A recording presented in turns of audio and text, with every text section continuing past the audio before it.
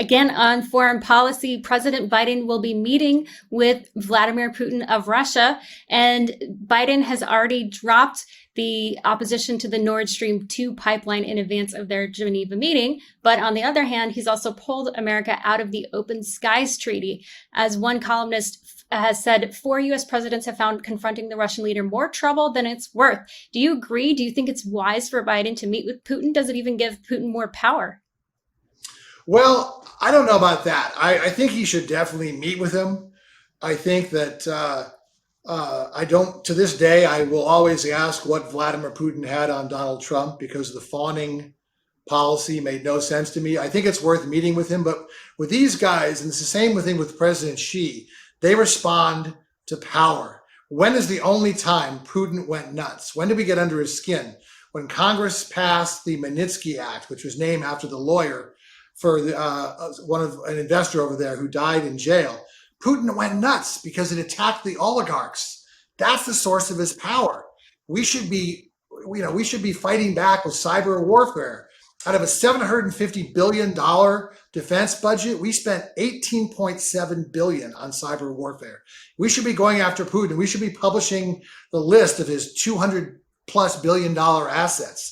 We should be telling the Russian people how weak he is. Foment to send it home. That's what we need to do. But I do think it's wise for Biden to meet with him. And it's part of the overall strategy, whether you agree with it or not, that he's trying to reset America's policy and prove that we're back to an alliance-based foreign policy. What did you think of Trump's policy towards Russia? I don't think it was weak at all. I mean, he armed the Ukrainians, whereas Barack Obama, his predecessor, gave them night goggles and quilts. He also expanded U.S. oil policy and made us a net exporter, I think for the first time ever. And that diminishes the power of Putin.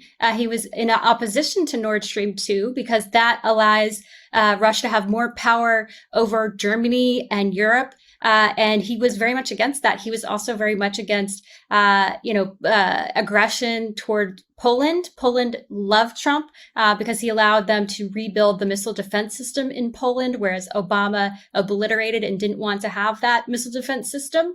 And Trump also finally made the NATO allies pony up and pay their required GDP spend. That makes Russia weaker because NATO allies are standing up. So we're going to have to just agree to disagree on that one.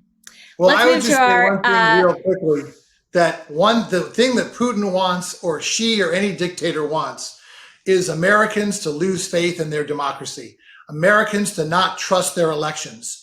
No one's done a better job of that than President Donald Trump. And I would say 3 other things. Every dictator wanted Trump to win for 3 reasons. He was too disorganized to pass infrastructure, make the investments that we need to compete in the 21st century.